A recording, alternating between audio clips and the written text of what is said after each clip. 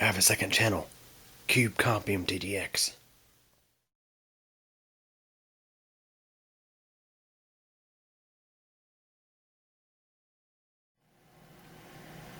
Hey everybody, this one we're talking about computer power supplies, specifically ATX power supplies.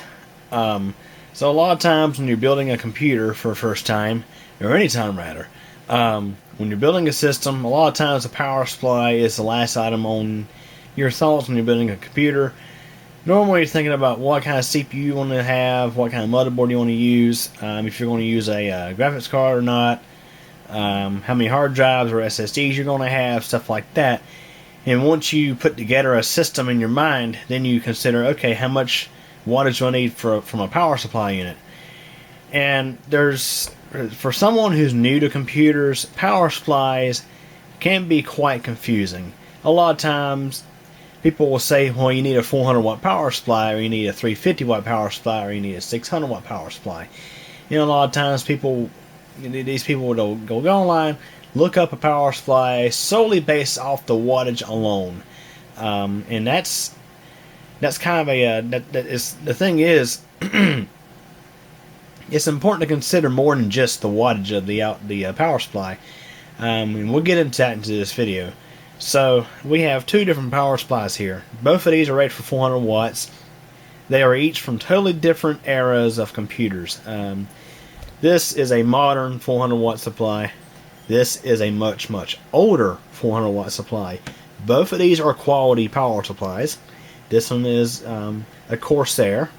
This one is a Sparkle Power, or FSP. Practically the same thing. So anyways, so you have various connectors on a power supply. At least for the ATX power supply, you have, of course, your main 20 plus 4-pin motherboard connector. Of course, there is a brand new power supply spec coming out called ATX 12VO, and that's a totally different animal compared to what we're talking about today. So this is your standard 20 plus 4-pin ATX motherboard connector. You also have PCIe connectors. These are actually video card power connections. Depending on the power supply, you'll have one or two or more of these. This particular power supply has just one 6 plus 8 pin video card connection because it's just a 400 watt supply. You also have this 4 plus 4 pin EPS 12 volt connection, and when you break it in half, one of these can be used as a ATX 12 volt 4 pin CPU power connection. So yeah, these supply power mainly to the CPU on your motherboard, because of course the CPU does draw quite a bit of power and it needs its own power source from the power supply. So the ATX standard has been around for quite some time. It's been changed quite a bit over the years to adapt to changing hardware. So before I get into that, let's go ahead and focus on one more connector. This is or two more connectors rather. You got your serial HCI power connections, or SATA power connections. These are used to power your hard drives, CD-ROM drives, DV burners, stuff like that. We have this 4-pin Molex connection. These are used to power older drives, like older ID hard drives, older ID CD drives, and also I should mention a lot of computer accessories get power from these. And modern accessories typically tap into the SATA power connection because newer power supplies are having far fewer of these, and in some cases none of these. Last but not least, we have this little floppy disk connection. This connects to a floppy disk drive, and computers that still have a floppy drive, you can use this for that. Some accessories also make use of this. Some older AGP graphics cards actually get their power from this. So over the years, the ATX power supply specification has changed quite a bit. to adapt to ever-changing hardware standards. Now, of course, ATX came out right around the mid-late 90s. That's when you started to really see it on motherboards. Instead of having the old AT style power supplies, you have newer ATX units. Back then it started out with just a standard 20-pin power connection and a floppy disk connection and some Molex connections. That's pretty much what a lot of older power supplies had. Now, some power supplies actually had this connection right here. This you would see on some of the boards from around the early 2000s, and it's very similar to what you'll find. The connector is very similar to one of the two motherboard connections you would have on an old AT power supply. I think this was used as a supplemental connector. This wasn't around very, very long. But yeah, with a lot of older ATX power supplies, you would just have your 20-pin power supply connection, one or two floppy disk drive connections, and a few or so Molex connections, depending on the wattage of the power supply. Okay, so here are all the connections from the old 400 watt power supply. So we have those mentioned connections as well as this auxiliary power connection. And also in the mix is a 4-pin ATX 12 volt power connection. You started to see this around the time the Intel Pentium 4 came out. This is when computers really started to change in a way as far as what rails got used for what. See, older computers from around, let's say the 90s to around 2000 or so, they primarily seem to use the 5 volt rail to power major components like your CPU and stuff like that. However, since around 2000 and later, computers started to adapt to using the 12 volt connection to power things such as your CPU and then later your graphics card and stuff like that. So of course, power supplies from the time period of around 2000 or so, early 2000s, they were commonly 5 volt heavy, meaning most of their power was delivered to the 5 volt rail and not the 12 volt rail. It was until recently, of course, over the years, that power supplies had to adapt with ever-changing hardware, because modern PCs, they use the 12 volt rail to power the CPU, the graphics card, and other major components. So modern power supplies deliver much more of their power to the 12 volt rail. That's why, of course, this unit has again 8-pin CPU power connection as well as PCI Express graphics card connections. So that brings us to look at the spec label of these two units. It's something pretty important to consider when you're shopping for a power supply. Is sadly there are still a lot of power supplies out there that are based off of dated designs that supply a lot of their power to the 5 volt rail, even though modern PCs want that power on the 12 volt rail. So we're going to start by looking at this old Sparkle power unit. This is a FSP 400-60 GN. I want to say this thing's from around 2001 or so. 2001, that time period. So if you look here, it puts out 28 amps on the plus 3.3 volt rail. It puts out 40 amps on the plus 5 volt rail. It puts out 16 amps on the plus 12 volt rail. It has a plus 5 volt standby rail of 2 amps, a minus 5 volt rail of 0.3 amps, and a minus 12 volt rail of 0.8 amps. So if you notice, this old unit here has a minus 5 volt rail, and it's also very power. It's very 5 volt heavy. It delivers a lot of current to the plus 5 volt rail. So And of course, when you look at this ATX power connector, you'll see. If you're not familiar with what all these wires do, I'm going to explain that. So, your red wires on a typical power supply that follows the color standards, your red wires feed your 5-volt rail. On this unit, since it has a minus 5-volt rail, we have this white wire, which is, of course, your minus 5. The black wires are your ground. This green wire supplies a 5-volt signal, and when that's pulled to ground, it tells the power supply to turn on. That's how your motherboard turns the computer on and off. Your blue wire is your minus 12-volt rail. Your orange wire is your plus 3.3-volt rail. And this unit has a little brown wire next to that. That's a plus 3.3-volt sense wire. This tells the power supply what the voltage is at the connector for the plus 3.3-volt rail. Flip this over. We have more plus 3.3-volt connections here, or wires rather. More grounds, more 5-volt. Over here we have a gray wire. That's your power good.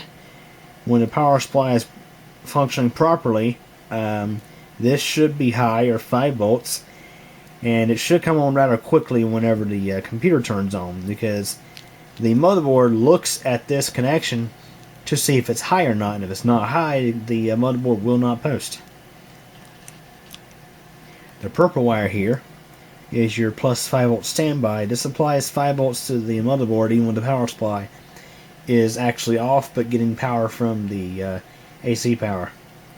And your yellow is plus 12-volt. So if you look at this connector, you can see how this connector has a ton of 5-volt and 3.3-volt lines, but just one 12-volt line. So as computers became more 12-volt hungry, they had to supplement this connector, of course, with the 4-pin CPU power connection. In some of these older units, they kind of skimped on the wiring for the plus 12-volt, or excuse me, the CPU power connection, because this was like, an afterthought. Literally, this power supply goes by an older design that's not really ready for Pentium 4 use. However, it will run a Pentium 4 system. They just more or less slapped the connector on there. So that essentially, this power supply would work in either a system that is 5-volt heavy or a system that would draw some 12-volt current. It can deliver up to 16 amps. However, when we look at the new power supply, you'll notice that the new 400-watt power supply can deliver a ton more power on the 12-volt rail. So when we go back to these connectors here, of course, bottom power supplies, we have a lot more yellows. These of course supply 12 volts. Of course, you got your CPU 8-pin CPU power connection, and also on modern motherboards, they have a 24-pin power connection. So this extra 4 pins supplies an extra 12-volt, 5-volt, and 3.3-volt in ground to the supplement the 20-pin connection. And of course, we have the PCI Express video card connection for video cards that need supplemental power. Okay, so here's a look at the specification label for the Corsair VS400 400-watt power supply. And just look at that plus 12-volt right away. You'll notice it's a lot higher. This unit can deliver 32 amps on the plus 12-volt rail, and just 17 amps on the plus 5. That's a big difference between 40 amps on the plus 5-volt rail on the old unit and 16 amps on the plus 12. See, this unit can deliver a lot more of its rated wattage on the 12-volt rail, where it matters with modern computers. And it can still deliver a little bit of power over to the plus 3.3 and plus 5. So yeah, older units are not only plus 5 heavy, they're usually plus 3.3 heavy as well. As the old unit can supply 28 amps on the plus 3.3. This unit can supply 18 amps so 10 amps less because it's not needed in modern computers. Now you notice we do have a minus 12 volt rail, a plus 5 volt standby, but we don't have a minus 5 volt rail. That's because modern PCs don't use a minus 5 volt rail. Matter of fact, I think the last time the minus 5 volt rail was necessary, I believe, was for motherboards that had ISA buses on them, ISA connectors, or ISA slots rather. Because modern PCs, even back to I'd say the early 2000s, did not need the minus 5 volt rail. Yet some power supplies still, using the dated design, still supply this rail, even though it's again not necessary. So when we look at this 20 plus 4-pin power connection, you can see that we do not have that white wire which would supply the minus 5 volt rail, as modern PCs don't need that rail. Okay, so here are a couple other examples I'm going to focus on in this video. We have this Dynex 350 watt unit, and we have this Hypro 300 watt unit. This unit here is one that you could pick up at Best Buy back in the mid 2000s as a replacement. And this Hypro was a factory installed OEM power supply for several different makes of HP and compact computers around the mid to late 2000s. So, this Dynex unit, it uses a bit more dated design. It's quite 5 volt heavy. However, it does supply more 12 volt amperage than that old Sparkle 400 watt over there. So, essentially, these power supplies here are kind of, I'd say, the middle of the road. I guess I could say they are. They're not so 5 volt heavy that they hardly supply any of their power on the 12 volt rail, but they do they do deliver quite a bit of their punch to the 5 volt rail, even though it's not necessary. Now this power supply here, as mentioned, it was sold as a replacement, so it could get installed in a variety of different machines.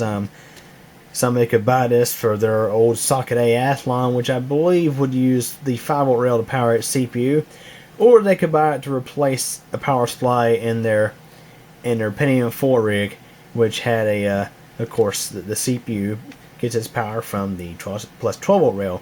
So this unit has only a 20-pin ATX motherboard connection, and it does have a minus 5 volt rail present. If we look at the information here, you can see it can supply 30 amps on the plus 5 volt rail. Yeah, that's quite a punch for the 5 volt rail. 19 amps on the plus 12, which modern 350 watt supplies I do believe would deliver more amperage than that. 28 amps on the plus 2.3. Again, the minus 5 volt rail of 500 milliamps, and the minus 12 volt rail of 800 milliamps, and the plus 5 volt standby. And if you look here, this one actually tells you the wire colors for the given rails, which is pretty cool. So this unit has no SATA connections. It has no SATA power connections. It has no PCI Express power connections. It only has your 20-pin ATX power connection, and it has a crap ton of Molex connections and a floppy disk connection. And of course, yeah, if I didn't mention already, the CPU power connection, which this one uses pretty thin wire for the CPU power connection, which is kind of ridiculous. But anyways, now we have this Hypro unit. It's a HP-G357F3R. This is actually a pretty nice 300 watt supply, although it is kind of 5 volt heavy. However, it can deliver 19 amps on its plus 12 volt rail, the same amperage as a 350 watt supply. So I think you're starting to get the idea here, is that it's not just the total wattage that matters with your power supply, it's where that power can be delivered to. So all things considered 12 volts, this power supply is practically identical to this one as far as what it can put out. Both of these can put out 19 amps on their 12 volt rails. So if we look at this one puts out 25 amps on its plus 5 volt rail, 19 amps on its plus 12, 18 amps on its plus 3.3, 0.8 amps on its minus 12, and 2 amps on its plus 5 volt standby. This unit does not have a minus 5 volt rail. This unit has a 24 pin only motherboard connection. A lot of OEM supplies do not have 20 plus 4 pin connections, so you could only use these on motherboards that had 24 pin connections unless the motherboard with a 20 pin connection had nothing in the way for this overhang. I mean, you could plug this into a 20 pin connection, however the extra 4 pins would just hang over the side like that, more or less. So if you had capacitors right next to the connector, you could just forget about it. So again, 24 pin only motherboard connection. We have a 4 pin ATX 12 volt connection with good thick wire. We have several 4 pin Molex connections. We have a floppy disk connection, and we have 2 SATA connections, SATA power connections.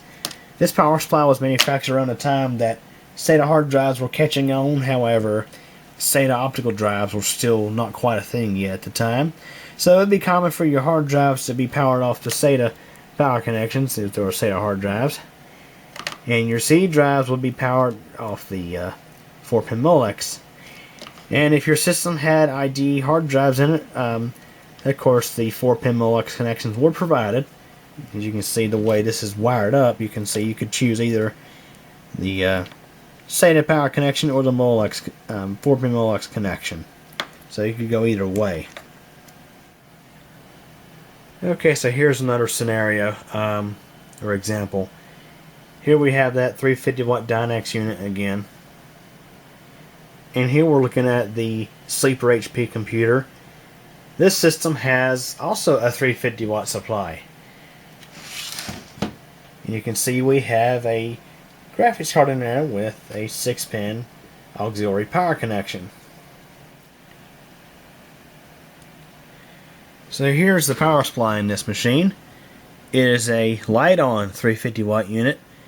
This was originally a Dell OEM power supply. I reused it in this system here. So this system has a Core 2 Quad Q6600 CPU and a GTS 450 Fermi graphics card. Yeah, quite a bit of 12 volt load there. This power supply does handle it. I mean, I can stress test the CPU and run a GPU stress test. Have this thing running wide open, and it does handle it okay. Power supply fan does ramp up quite a bit because it is putting quite a load on it. But anyways, if we look at the spec label here, you'll see DC output 350 watts, and you can see that the plus 5 volt rail can put out 22 amps. The let's see here. Okay, the plus 5 volt standby, this one calls it 5 volt FP, 2 amps. This unit has 2 12 volt rails, a 12 volt A of 18 amps, a 12 volt B of 18 amps, a plus 3.3 volt of 17 amps, and a minus 12 volt that can supply up to 1 amp.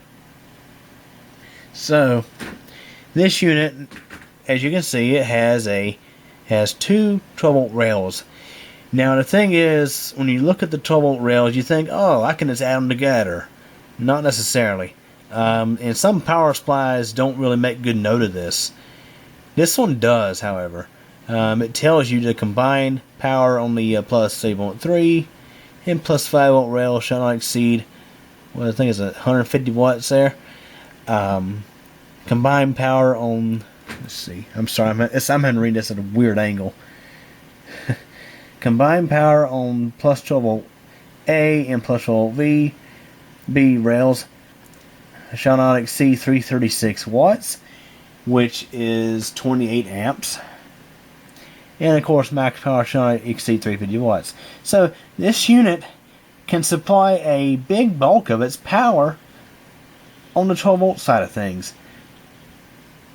And that's the only reason we can run that unit in this system, because it can supply a good majority of its 350 watts on the 12 volt rail.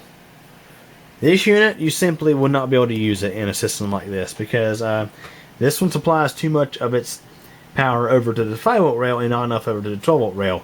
So yeah, this unit would definitely not be able to handle this system. So that's something to keep in mind when you're shopping for power supplies. Now, I should say modern brand name power supplies, quality brand name power supplies, like let's say Corsair and FSP, units like that. Yeah, of course, they're pretty honest. They supply a good bulk of their power to the 12 volt side of things. However, when you're shopping for power supplies, other new power supplies, you kind of have to be careful. You have to pay attention, because you got to know how much power they can supply on the 12 volt rail. This unit conveniently tells you that it can supply 384 watts on the 12 volt rail, which is almost a full 400 watts. A lot of modern power supplies actually supply their output solely at 12 volts, with the exception of the plus 5 volt standby rail. And the other rails, like your plus 5, your plus 3.3 volt rails, for example, they're actually converted using a DC to DC conversion, which is pretty efficient. That's part of what makes these newer units very efficient. These older ones here, they're not quite as efficient. So these units, these units here, more of the power that they draw from, let's say, the wall, AC power, actually goes into your computer and is not wasted as heat. Older units like this, more of that power is wasted as heat. So this unit, I believe, is an 80 plus bronze unit. So there's different grades of 80 plus. Now this unit, of course, is not 80 plus. It's probably, if I were to guess, it'd be 65 to 70% efficient under typical conditions. So that means that more of the power that's put in goes out as heat and not to your computer through the outputs. So that's something to keep in mind. And of course, when you're shopping for power supplies, pay close attention to that label. Now, if the power supply does not tell you the wattage of the plus 12 volt rail, like this one does, you can just take the plus 12 and multiply it by the current 32, and that would get you, of course, your wattage. So when you're shopping for power supplies, keep that in mind. Okay, so let's go and get back to usage scenarios again. So we're looking at the specs of the NVIDIA GTS 450 GeForce graphics card, and you can see its TDP is 106 watts. And sometimes they can pull a little bit more power than that. It all depends. And you can see they suggest a 350 watt power supply. Now, when you look at different graphics cards that use the GTS 450 GPU, some of them may suggest a 400 watt supply. See, the thing is, when they come up with this suggested PSU, especially with this graphics card from, I believe, from around 2010.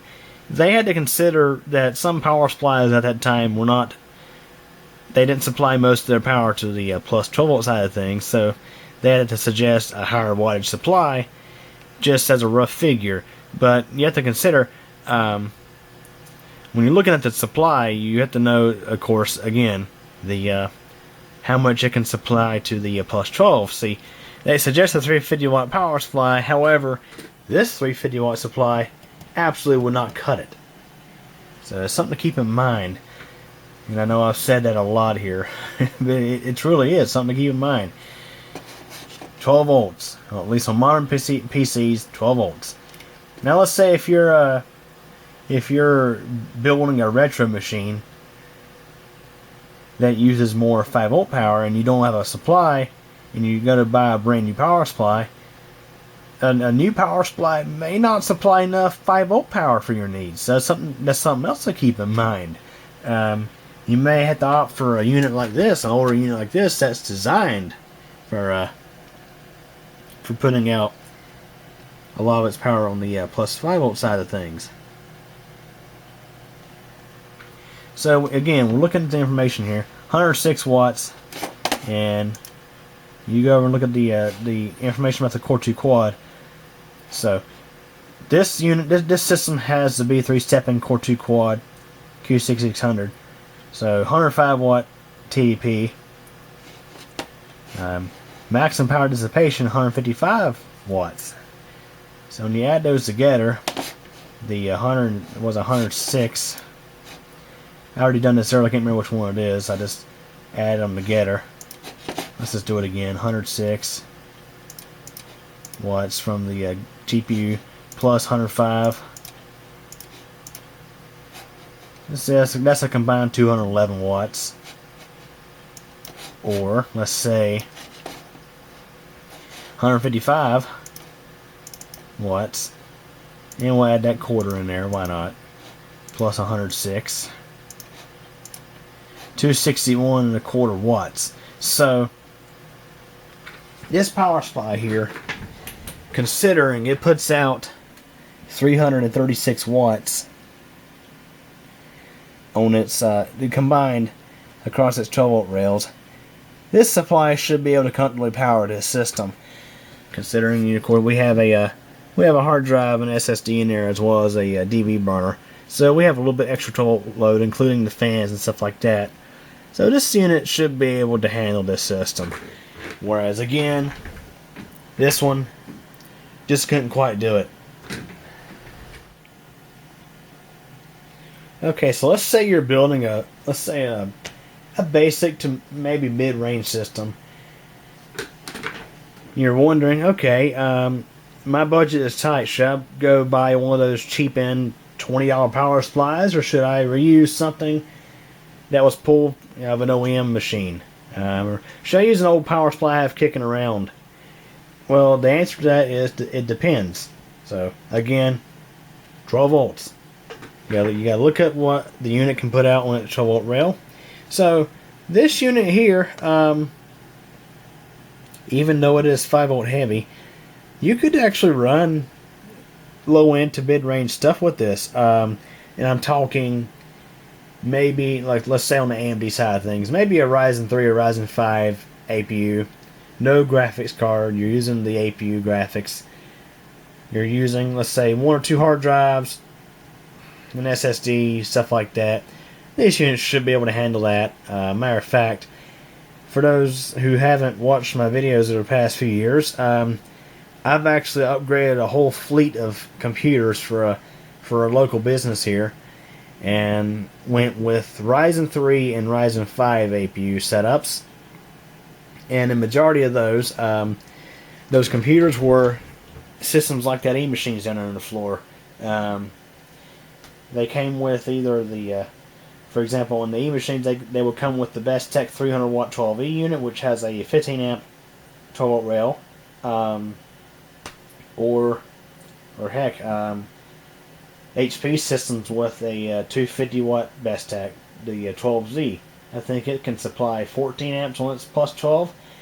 And for example, HP, they use that ATX 250 12Z power supply from, let's say, 2002 up through, I don't know, 2010, 2011. I mean, they were using that power supply to power Pentium 4s, and they also use it to power, for example, Athlon 2 quads. So, I mean, the power supply, that's the thing about the ATX specification is, of course, it is adapted over time, but, I mean, you could use, let's say you had a system with no graphics card, you just had APU graphics or onboard graphics.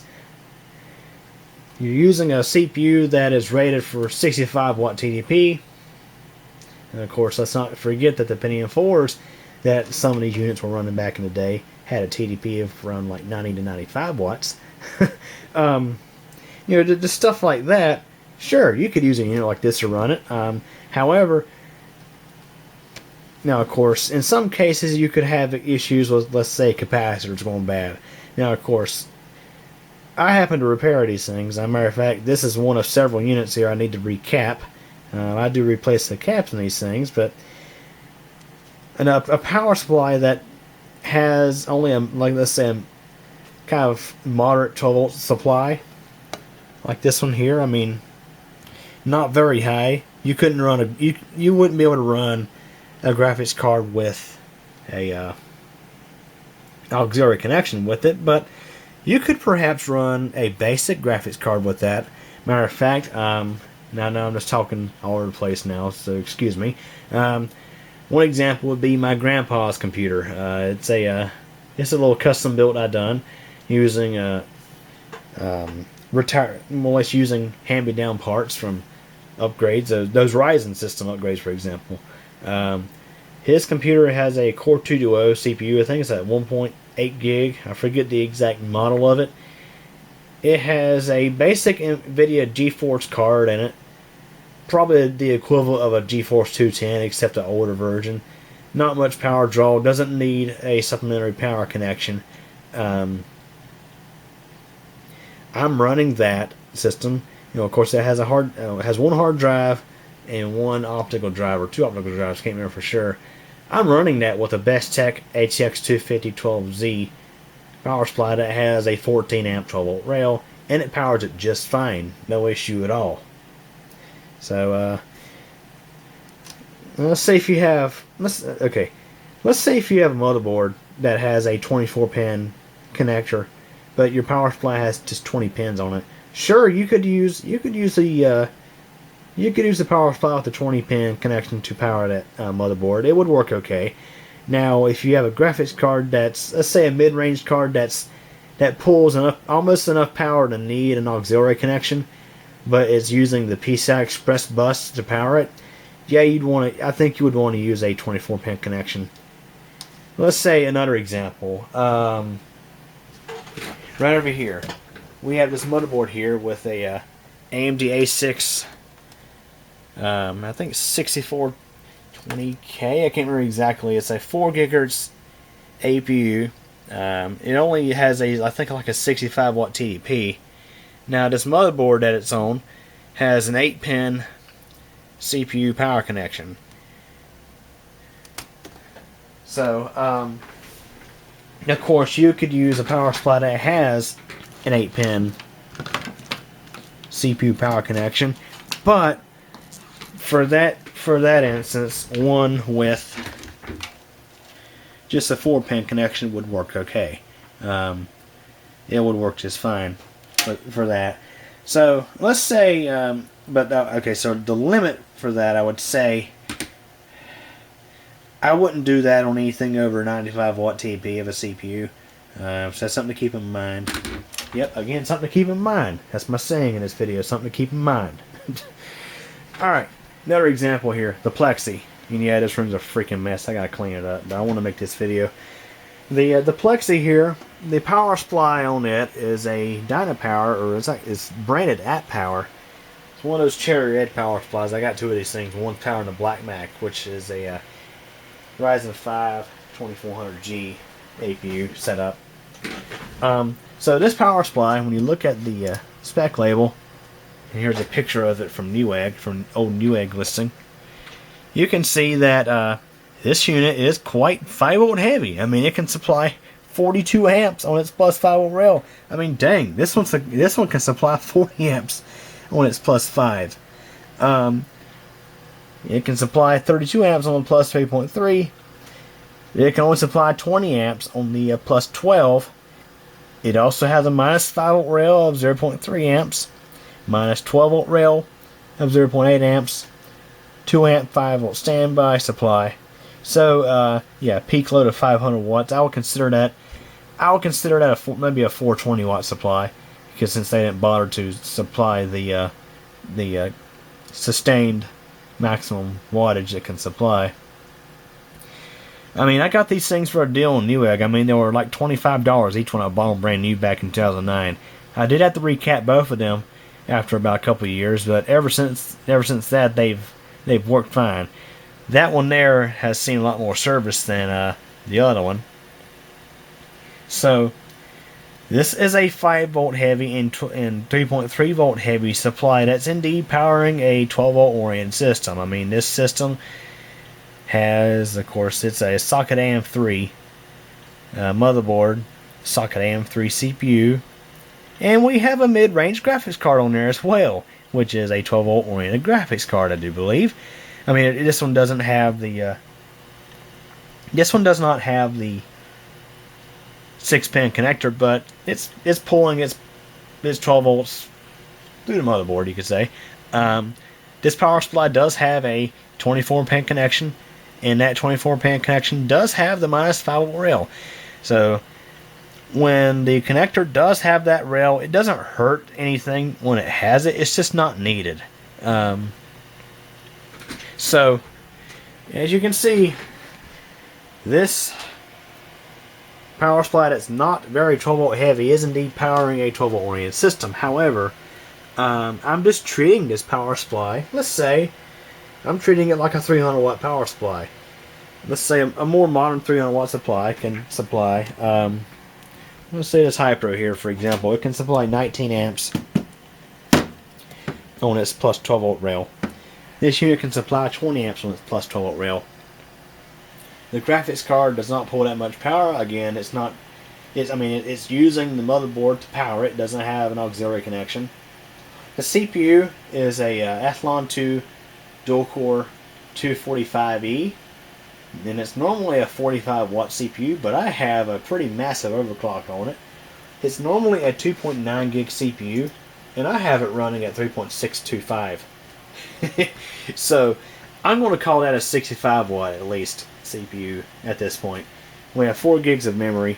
We have 2 hard drives, and sometimes I'll have up to 2 additional hard drives hooked up to this thing when I'm imaging. So yeah, and we have the ID DVD burner on there as well. So you can use an older power supply to power a 12 volt oriented system. However, you have to respect the limitation of the 12 volt rail on these units.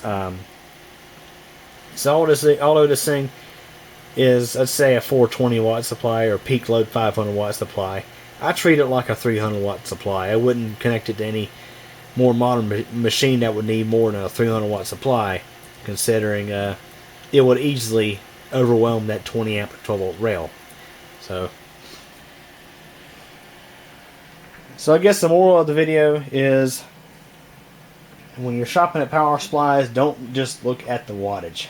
There's a lot more involved in this that. So again, back to the question earlier of, can you use a power supply like, let's say, this here to power a brand new build that's low and mid range? Sure. Again, you're going to have some limitations. Maybe you're not going to have all the needed. You're not going to have all the modern connections. Let's say if your system has two hard drives and a new DV burner that runs on SATA, you're going to need more like the SATA adapters, or you're going to need to chop off a 4-pin connection and solder in a SATA connection.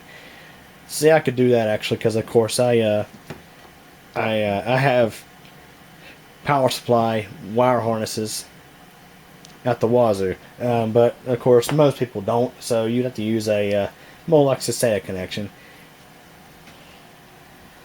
But and also I should mention cable length. That's an important one. Cable length. Since most modern PC cases today have their power supply bottom mounted, you can tell, guys, I'm kind of old fashioned, as I don't possess any case here that has a bottom mounted power supply. But in a modern system, if you're building using a brand new case that uses a bottom mounted power supply, it's important that your power supply has long enough cables to reach some of the components.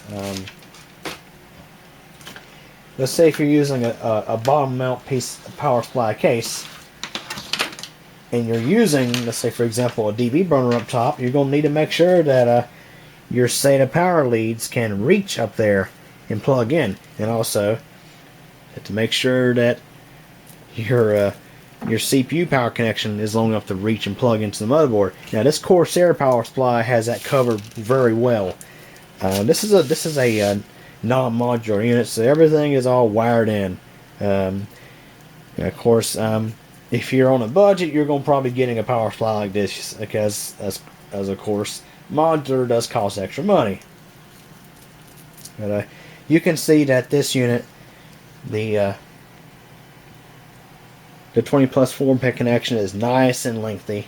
Same goes for, well, practically all the cables on it, really, but all the cables here have nice length to them, so that way they can reach up and plug in, and also you can route them out of the way for proper cable management, as modern cases do provide a lot of provisions for hiding the cables. For example, they go out of the power supply into the back of the case and out the top somewhere and plug in to components. So this power supply has ample length. Now, for example, let me grab another power supply here. I do have a bunch of power supplies, by the way, guys. Most of them are not brand new, but they do their job. This unit, however, the cables on it might be long enough, but let's say, for example, this Dynex 400 watt supply. This power supply design is from, let's say, the mid 2000s, back, of course, when practically all PC cases had top mount supplies. Your 20 plus 4-pin might do it. I'm going to flip this over, as of course in modern bottom mount cases, power supply cases, you would want the fan facing down. You may have enough length here to plug into the motherboard, but you wouldn't be able to use the case's provisions for routing cables to hide them. This one here, this is your graphics card connection. Again, it would work, but you wouldn't be able to route the cables behind, in the back of the case. Looking for the CPU power connection. It's in here somewhere. I think that's it. That's it right there. That is likely not going to reach. I mean, just think about it. You have a graphics card right here. That it just wouldn't work. It would look ugly if it was able to fit. So cable length is very important. Now, for example, on the Plexi here, pretty much all the cables except for one were able to reach the connections. The one that did not reach was the CPU power connection. You can see I had to splice and add on extra cable to make it work. So I made this one super long in the process. You can see where I spliced together the extra cable. That's why it's good to, that's why it's neat that I, of course, save wire harnesses from old power supplies, because they sometimes come in handy for stuff like this. So, and last but not least, when you're shopping for power supplies, it's important to be careful to avoid units like this. These cheap end power supplies that have insane ratings on them, but yet they can't supply sometimes even half of what they're rated for. These units are oftentimes super lightweight. They have really thin wires on the outputs. They have data designed on the inside, cheap end components, poor construction. A lot of times these things lack proper protections. They could seriously damage your hardware, if not destroy it, in the event a unit like this were to fail. It's something to keep in mind. Again, the slogan, the saying in this video is something to keep in mind. Something else to keep in mind. So when you're shopping for power supplies, you'll try to avoid cheap end units. Try to stick with quality brands like, let's say, Corsair, FSB, and stuff like that. Also, with, as I was saying earlier, the question was, okay, you've put together a system build. Now you're looking at the power supply on your shopping list. Should you just go with a cheap end unit like this? No, absolutely not. This unit here would only be good for maybe 250 watts, 300 watts max, and again the outputs, the quality just wouldn't be that great. The outputs would be noisy. Regulation may not be really all that good. So you'd be better off, let's say if you're building a low end to mid range system, you'd be better off just going, if you happen to have a power supply for an OEM system like one of those up there, you could use that. If you're building something that's mid range or something that's going to demand a good bit of power, like let's say 400 watts or more, you'd be better off just saving up and spending that money on a quality power supply, like let's say that Corsair unit we looked at earlier. So yeah, something to keep in mind. So anyways, that wraps up this video. I know it's kind of all over the place, so hopefully you're able to get something out of it. Something you may not have known before, especially if you're new to computers and you're building them for the first time. Anyways, hope y'all enjoyed this video. Thanks for watching. Well, everybody, that's it for this video, but don't forget there's a lot more interesting stuff on the channel to check out. Also, if this is your first time visiting this channel, feel free to subscribe to Computer Channel, and also don't forget to tick the bell so that way you'll get notified of new video posts. If you like this video, please give it a thumbs up, but if you really didn't like it, there is the alternative option available as well. Also, feel free to check out my second channel, CubeComp MTDX. There you'll find videos about bicycling, weather, elevator tours, and all sorts of other neat, interesting stuff. I hope you guys enjoyed this video. Feel free to come back, and thank you for your support.